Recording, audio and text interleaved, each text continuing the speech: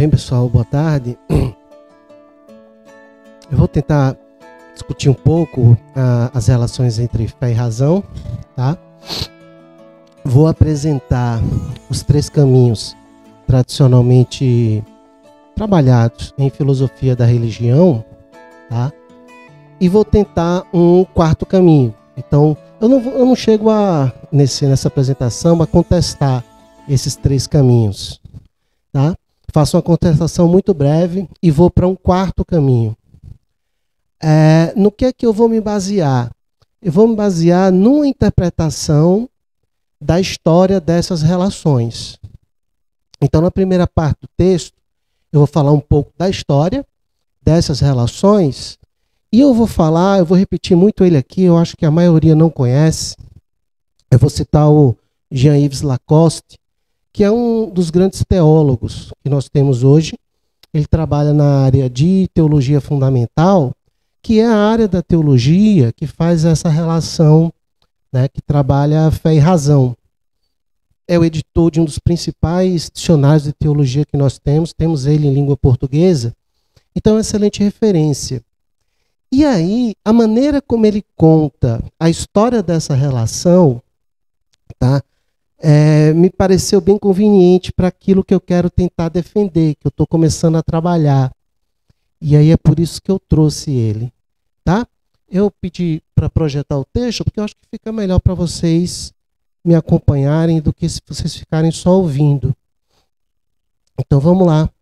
Da racionalidade contida na fé. Um pouco de história. Segundo Lacoste, o cristianismo teve uma relação de disputa com a filosofia em seus primórdios. A loucura da cruz seria incompatível não só com o judaísmo, mas também com a filosofia. As passagens que falam da filosofia no Novo Testamento, a princípio, mostram com clareza a desconfiança ou hostilidade dos primeiros cristãos em relação à filosofia. Parecem dar razão a Tertuliano e Taciano. É claro que isso é um ponto de bastante polêmica, né? Todos os dias a Igreja Católica lê um trecho da Bíblia. E por interessante, para mim pelo menos, o trecho de hoje, dos Atos dos Apóstolos, é exatamente aquela discussão de Paulo com os filósofos, né? Onde Paulo começa a falar do cristianismo, começa a apresentar argumentos que talvez hoje em dia a gente chamasse de teístas, né? E aí o pessoal está meio assim balançando a cabeça para ele, meio que concordando, e aí Paulo fala da ressurreição, o pessoal dá uma risada, dependendo da tradução, né? E diz, olha, aí a gente não vai contigo. Então, assim, não há um consenso, tá? Se essa relação, aqui eu estou chamando apostólica, né? Não porque não necessariamente foram os apóstolos que fizeram, mas eles também, né? Havia uma tensão, eu diria, né? Alguns caminhavam para tentar uma conciliação através do diálogo. Então, por exemplo, essa passagem do apóstolo Paulo fala um pouco disso. Uma outra passagem de Pedro, que eu cito mais lá embaixo, também parece harmonizar. Por outro lado, há outras passagens que simplesmente isso é coisa do mundo, não deve ser considerado. Bem, o Lacoste, ele pende mais a entender essa relação como uma relação de conflito mesmo, tá?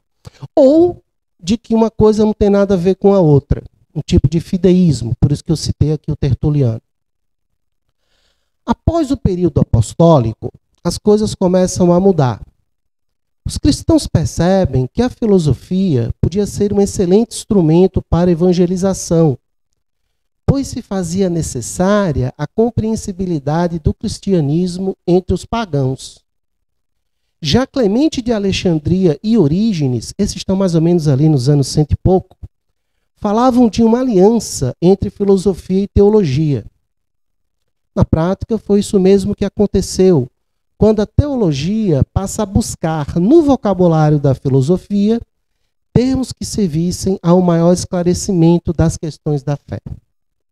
O Concílio de Nicéia, esse ano, 1700 anos do Concílio de Nicéia, devemos ter uma grande reunião, talvez era um desejo já do Papa Francisco, né? talvez eles cheguem a uma conciliação sobre a data da Páscoa. E aí temos uma data fixa. Para quem gosta de carnaval, como eu, que sou de Recife, vai ser bem conveniente. Né? E também porque foi no Concílio de Nicéia que eles definiram essa data da Páscoa, que muda todo ano. Então, quem tem curiosidade por essas coisas, fique ligado que deve acontecer algo. E aí foi lá no Concílio de Nicéia, né, o primeiro momento onde isso se realizou de forma oficial, se a gente puder falar assim. Apesar de todo o ganho que a teologia tivera dessa união, a mesma era vista como muito superior à filosofia, dado que acreditavam que a sabedoria grega tivera sua origem da reflexão feita pelos primeiros filósofos sobre a herança intelectual judaica. Veja, nós temos alguns colegas, talvez alguns aqui, né, que não acreditam que a filosofia grega nasceu na Grécia. Né? Dizem que veio do norte da África, ou então do Oriente. Ainda não apareceu ninguém para dizer que veio da América. Mas veja que esse papo é antigo. Né? Já os primeiros cristãos defendiam que a filosofia grega não veio da grega, né, mas derivava de alguma maneira da sabedoria judaica, segundo o Lacoste. Esse processo foi bastante interessante, porque a teologia deixa de se compreender como um tipo de racionalidade avalizada pelo divino, para reclamar a si o status de real racionalidade, de filosofia e sabedorias verdadeiras. É dessa forma que a filosofia é trabalhada durante boa parte da Idade Média. Tomando a filosofia para si, o cristianismo não a nega, mas busca levá-la a um patamar maior, mas não tão alto assim, né? Que patamar é esse? Ao reconhecimento de que é o cristianismo o cume, se não a verdadeira filosofia. Esse desenvolvimento é realizado desde os tempos pós-apostólicos até a Baixa Idade Média. Mesmo São Tomás, que considerava louvável o estudo da filosofia por si mesma, entende que a teologia possa dar ordens à filosofia. Isso é assim porque a filosofia ignora os elementos da fé e, portanto, é incapaz de proferir verdades últimas. Em que pese as excelentes tentativas dos teólogos, muitos filósofos e pensadores em geral já estavam convencidos de uma nova inversão, figurada na certeza de que a verdadeira razão era a filosófica e que, mesmo elementos como beatitude, teriam na filosofia sua melhor expressão. O modelo de vida monástico não era mais considerado a forma de vida superior e verdadeira, mas a vida mundana, laica, filosófica reaparece. Né? E é nesse momento, na Baixa Idade Média, que entram em cena os frades mendicantes. Né? Ou seja, digamos que o pessoal de linha de frente da Igreja Católica deixam de ser os monges, que ficavam em seus mosteiros, e as pessoas iam aos mosteiros e as cidades se formavam ao redor dos mosteiros. Né? Com essa valorização ou revalorização da vida laica, da vida mundana, né? Os frades mendicantes, que vivem nos seus conventos, mas que vão ao povo, né? Que são mais, podemos dizer assim, secularizados do que os monges, eles aparecem nesse momento da história. Os filósofos buscavam cada vez mais um caminho de libertação e de encontro com uma racionalidade que se enxergava como não mais subordinada e tampouco limitada pela teologia. Consequentemente, a filosofia feita a partir de Descartes não tem mais de dar satisfações à teologia de suas ações. Por outro lado, é de se destacar que esse processo de independência da filosofia perante a teologia não tenha dispensado a filosofia de tratar sobre assuntos puramente teológicos, que acabaram por contribuir com o desenvolvimento da própria teologia. Lacoste questiona se esse avançar da filosofia sobre temas teológicos não seria o surgir de um novo modelo de racionalidade que ignora qualquer tentativa de definição de espaços de intelecção diferentes para teólogos e filósofos. O ponto afigura ser o reconhecimento histórico de que a filosofia, ao se separar e tornar-se independente da teologia, não gerou um pensamento que necessariamente virou as costas para a fé. Também a filosofia, quando parece invadir o campo da teologia, está, em verdade, a se nutrir ela mesma de teologômenos essenciais às suas laboriosas teorias. A ideia de separação plena entre filósofos e teólogos, aqui eu cito Lacoste, choca-se, porém, com as resistências de uma história na qual as filosofias talvez não se quiseram cristãs, mas certamente permitiram que uma racionalidade nascida do cristianismo fizesse nelas sua obra. Né? O Karl Löwith trabalha muito esse tipo de tema. Ponto 2. Como entender a relação na separação? Né? Agora que elas estão separadas, como é que a gente entende essa relação? Então veja que esse histórico, tá? Eu faço ele de propósito para tentar mostrar que, de certa maneira, ou pelo menos em alguns temas, né, filosofia e teologia estão como que mais ligadas do que simplesmente como uma ligação de lateralidade, né? Mas talvez uma ligação inhadas umas nas outras, uma na outra, e em certos pontos talvez não possam se distinguir.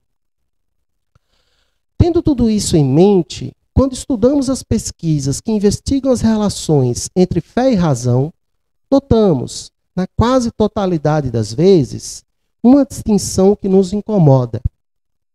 A fé é tomada como algo totalmente diferente da razão, o que indica que seus âmbitos de ser mesmo são estranhos a si. Daí, os estudiosos escolhem um dos 3 caminhos a defender. Fé e razão são contraditórias, e uma nega a outra. Aqui seriam os positivistas, mas também alguns filósofos críticos da religião, especialmente ali no século XIX, né? como Nietzsche, o Feuerbach, alguns iluministas. Né? Fé e razão são, especialmente franceses, né, Otacílio? Fé e razão são contraditórias e uma nega a outra, ou você está de um lado ou do outro. Né? Acho que a apresentação do Otacílio, que quando falava de Voltaire, nos dá também um exemplo. Fé e razão não se contradizem e são complementares. A gente pode chamar isso de tradição católica. Né? Me parece que São Tomás de Aquino deixa isso bem organizado. Né? Ele separa as coisas da filosofia das coisas da teologia, mas coloca que elas são complementares. Né? Onde uma não chega, a outra vai lá e dá o complemento. Então, eu chamo de tradição católica por isso. Né? Hoje a gente vê isso em alguns filósofos analíticos, por exemplo. Acredito que o Richard Swinburne, o próprio Plantinga, né? Que não são necessariamente católicos.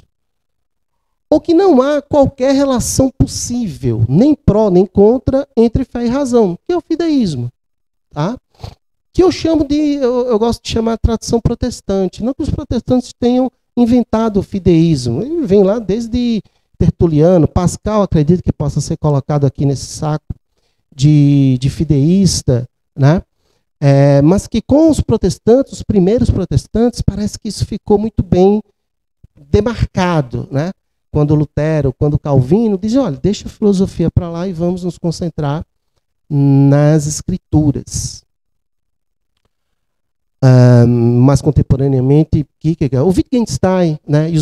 e os Wittgensteinianos da filosofia analítica da religião estariam aqui. Para nós, aí eu tento entrar com alguma coisa, uma análise do que se pode chamar de mundo da fé e mundo da razão, no encontro dos vários pontos de interseção dessas dimensões do humano, nos impele a pensar nas questões tão bem formuladas por João Manuel Duque. Será o mundo da fé, por definição, desprovido de racionalidade em si mesmo? E poderá existir um mundo da razão sem qualquer dimensão crente? Nossa linha de trabalho nos leva a responder a ambas as questões com um não. Para nossa defesa, dispomos da frutífera relação entre fé e razão ao longo de nossa história, onde podemos perceber que a mesma não se deu de nenhuma das três formas por nós apontadas mais acima. Então, o meu ponto, né, é que as três formulações clássicas para discutir a relação não dão conta dessa história.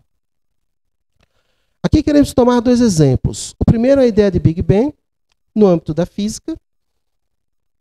O segundo é a ideia de livre-arbítrio, no mundo da filosofia prática. Essas ideias, e muitas outras, não poderiam ter se desenvolvido sem a contribuição da fé judaico-cristã na criação do mundo e do homem livre por Deus. A filosofia grega não conhecia essas ideias. Para eles o mundo era eterno e o conceito de livre-arbítrio surge com Agostinho a partir da fé na salvação divina. Surge em Agostinho como um problema teológico e não filosófico. Falar de Big Bang é falar de um começo do mundo. É acreditar que ele não era e passou a ser. Que ele não é eterno, né? Ana Maria falou um pouco disso hoje de manhã. Mas veja que a ciência, que para ser ciência tem de se ater a uma análise do empírico, não pode determinar, Kant, se o mundo tem um início ou sempre existiu. Isso é uma discussão metafísica. No momento que a ciência investiga esse começo, é porque ela pressupõe, mesmo sem saber disso, a fé judaico-cristã. Da mesma forma, nem a ciência nem a filosofia são capazes de definir, novamente Kant, se somos ou não livres. Porque pressupomos isso, podemos elaborar uma moral em um sistema jurídico, onde somos punidos por realizar algum ato proibido. A lei entende que realizamos aquilo livremente, por isso pode nos condenar. Nessa direção, tanto a moral quanto o direito partem da fé judaico-cristã no livre-arbítrio, né? Quando um pitbull morde ou mata alguém, quem vai preso é o tutor do pitbull, né? E não o pitbull. Ora, se essa fé foi capaz de contribuir para as conquistas da racionalidade que fomentaram nossa civilização, aqui é o meu núcleo, tá? Entendemos que a fé possui em si algo que podemos chamar de racionalidade. Não estamos dizendo apenas que a fé pode contribuir, como contribuiu, com a razão, mas que, no núcleo da fé mesma, há algum tipo de razão. Esse bofe é o Clodovis, irmão do Leonardo, também teólogo. É ponto pacífico na teologia que a fé cristã não é um produto da razão, o que tornaria a teologia uma filosofia ou outra coisa. Mas essa fé nos foi dada por Deus em sua revelação. Aqui eu vou para a terceira e última parte. Onde está a racionalidade da revelação? E aqui eu vou tentar aprofundar, né, esse núcleo que eu levanto, essa tese que eu estou levantando. Vamos insistir nisso e perguntar: em que sentido afirmamos que a revelação cristã, ela mesma, comporta uma racionalidade? A fé cristã serve de bússola para a razão secular não se perder quando do tratamento de seus problemas. A fé, na verdade, né, talvez Pascal concordaria com isso, né, Andrei? Capacita a razão, dando a ela algumas incertezas. Mas quais? A de que há uma resposta para a questão que investigamos. Isso nos anima a continuar a busca. De que há parâmetros éticos irremovíveis. Né? Não matarás, ao sim. De que há uma verdade a ser buscada e de que, na diversidade do conhecimento, podemos notá-la. De que há o falso, o erro, o danoso, pois o relativismo nega que haja. Aqui falávamos contra o Vatimo ontem, né? Em relação a isso. Questões que ficariam para nós sem qualquer tipo de esclarecimento seriam a questão do nosso sofrimento em face do mal, O Aguinaldo vai falar muito disso daqui a pouco. Do sentido próprio de uma vida e mesmo a pergunta metafísica radical: por que existe o ser? A razão por si só não alcançaria um caminho para muitos problemas como esses. Mas, uma vez aceitas as proposições reveladas, as mesmas poderiam ser a todo tempo reassumidas pela análise e estudos nos tempos vindouros. A ideia é a de que o homem que se abre para a fé, isso é uma ideia bem do Papa Bento XVI, ganha uma amplitude totalmente nova, para ir além daquilo que uma simples racionalidade limitada à imanência nos poderia dar. Então, assim, o ponto não é que a revelação responde às questões, né, como se fosse um tique de uma prova objetiva, não. Né? Mas essa fé, essa revelação, ela é reassumida à luz da racionalidade de cada tempo para poder tentar iluminar a questão. Não é solucionar, né? Mas nos dá um norte, nos dá uma direção, para que a gente não caia em algum tipo de niilismo intelectual, que parece que é onde a pós-modernidade tem nos levado. A revelação nos propõe uma cosmovisão, uma ética, ou, de modo mais geral, um sentido. É exatamente pelo fato de ser racional que não se mostra como algo irrefutável, em que todos tivessem de aderir, caso quisessem ser racionais. A racionalidade contemporânea sempre trabalha com a possibilidade do dissenso, do argumento contrário. Mesmo na lógica e na matemática, isso é válido, eu acho que eu deveria ter posto aí, de certa forma, né? Depois de Quine. Por isso, a revelação, quando a nós chega, nos leva a pensar, a indagar, se aquele caminho de sentido, por mim, pode por mim ser acolhido. Minhas faculdades mentais são chamadas à tona para discernir tudo isso. Dizer que a fé vem da escuta indica que o conteúdo da fé deve ser comunicado para então ser aceito. Sua aceitabilidade implica em algum tipo de razão. Aceito sempre por algum motivo, embora nem sempre tenha clareza de qual. A revelação cristã, quando cristã, não me aprisiona em mim mesmo, não me dá certezas apenas individuais, mas ao me lançar para fora de mim, me coloca diante da comunidade, ótica sociológica, com quem exerço a racionalidade, que sempre é coletividade. Ao me deparar com o mundo, sou levado a uma relação com ele, a uma perspectiva cosmológica e ecológica. Ao me lançar ao outro, desperto o ponto de vista teológico. Tudo isso nos provoca a inteligência. Né? A vivência da fé cristã provoca a inteligência. A recepção da revelação me apresenta um mundo novo, que para mim é mistério e abertura. Sou chamado, que está convocado a me relacionar.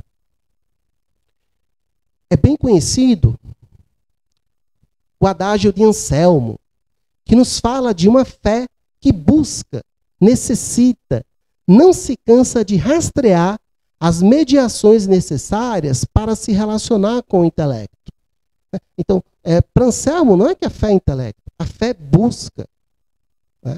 E ela não busca por uma necessidade, digamos, de arrebanhar fiéis, né? Que é o que estava lá em cima no argumento histórico, mas é próprio dela essa busca. Tá? É sempre a tarefa posta por São Pedro, o motor da teologia fundamental. A racionalidade da fé reside nessa permanente busca de justificação racional, de autojustificação. Essa é a tarefa do teísmo filosófico. Né? Não é racionalizar a fé, mas buscar uma justificação para ela. Mostrar que há um caminho de racionalidade ali. Não se trata de uma fundamentação ao modo de uma racionalização da fé. Não há aqui qualquer compromisso com a ideia de Hegel de tornar na forma do conceito as intuições da fé, mas de mostrar a capacidade dessa fé de dialogar com a racionalidade vigente. Nesse ponto, me parece que a Igreja Católica, o protestantismo é muito diverso, mas a Igreja Católica cristalizou. Não é? É muito curioso como, desde os tempos apostólicos, né, se dialoga com a racionalidade vigente. Todos os apóstolos eram hebreus, mas eles escrevem o Novo Testamento em grego. Por quê? Resposta óbvia. Não é? Quando você vai avançando no tempo, a língua culta e a própria língua era o latim. E aí o que é que acontece? A igreja da Idade Média fala latim, escreve em latim. A língua da ciência era o latim. Ela deveria hoje falar inglês. Não é? E ela não fala. Quer dizer, o Papa agora fala inglês, mas porque ele é norte-americano. Não é? Mas eu me lembro muito bem que o Bento XVI, ao ouvir as confissões aqui no Brasil, né, disse que em inglês ele não ouviria, porque... Então, assim, veja que em Platão você tem um diálogo com a racionalidade vigente, que era a racionalidade em Platão, não, em Santo Agostinho, que era a racionalidade em Platão. Paulo está discutindo com a racionalidade daqueles que estavam ali, presentes a ele, quando fala, olha, está vendo aqui esse local que não tem Deus nenhum, desse Deus desconhecido? E talvez ali a gente já possa imaginar alguma coisa em relação à ocultação, alguma coisa em relação a esse Deus que não se mostra totalmente, né? Ele está discutindo a partir das categorias de racionalidade daquelas pessoas que estão na presença dele. E a igreja tem um baita desenvolvimento intelectual até Trento. O que é que Trento faz? Cristaliza, né? E diz, a verdade está aqui. De um lado a Bíblia, até aí tudo bem. E do outro a Suma Teológica. Né? E aí depois, os filósofos, teólogos católicos que tentam fazer algum tipo de conciliação, né, só não foram para a fogueira porque estava fora de moda. Mas esse diálogo tem que ser com a racionalidade vigente. Essa fé reclama um comércio com a razão, de tal modo que não sofra a acusação de mera crendice ou fantasia ingênua. Aqui se busca o sentido e a compreensibilidade do discurso religioso na possibilidade do mostrar Wittgenstein sem qualquer intenção de comprovar matematicamente ou logicamente, mas com o intuito de que os outros sejam convidados a olhar também no rumo apontado pelo homem que crê em Deus. É o que Paulo faz na liturgia de hoje. Quando ele vai conversando, ele vai apontando a uma direção, ele vai dizendo, olha, não é absurdo crer nesse Deus que eu estou apresentando a vocês. Quando ele chega, como eu dizia, né, quando ele chega no ponto da ressurreição, aí alguns vão embora, outros continuam lá com ele. Para concluir, queremos lembrar que as Escrituras nos ensinam sobre o ser próprio de Deus por meio da sua participação em nossa história. De tal maneira que nosso encontro com Deus só pode acontecer levando em consideração nossa história total, também a pessoal, nunca podendo ser fuga do mundo. Né? Então, no judaísmo, quem é Deus? É o Deus que vem a nós. Não somos nós que vamos a Ele. É Ele que vem a nós. Né? No Antigo Testamento. No Novo, Ele vem a nós, tomando um corpo para si, que aí é a figura de Jesus Cristo. Não pode ser fuga do mundo. Isso deve ser assim porque Deus escolheu o mundo, amando-o tanto que envia seu próprio Filho. Também Deus. Mas não como uma abstração ou ideia a ser recebida, mas como gente, como um de nós, como carne que se encarna no coração da história, de nossa história. Né? Os relatos bíblicos, eles sempre são datados. Claro que aqui eu não estou querendo provar historicamente, não. Mas essa preocupação com a datação, com as genealogias, com os nomes das pessoas, é uma preocupação em mostrar que esse Deus está se mostrando aqui para a gente, está se revelando em nossa história. Né? Transcendência e imanência se encontram no homem e se relacionam no círculo hermenêutico, semelhante ao crer e compreender de Agostinho. São duas dimensões da existência humana inseparáveis e irredutíveis. O homem é um ser no tempo voltado para a eternidade. Ele existe na história, ao mesmo tempo em que é atravessado pelo eterno. O problema do eterno atravessa a todos, crentes e não crentes. Pelo menos com um problema existencial, não necessariamente teórico. A única saída para o homem é conjugar seu mistério com o mistério divino. Não para resolver seu mistério, mistério sempre é mistério, do contrário não era mistério, mas para poder com ele viver. Só se reconhecendo assim, pode o homem ter suas maiores aspirações realizadas, emergindo daí a plausibilidade da revelação. Muito obrigado.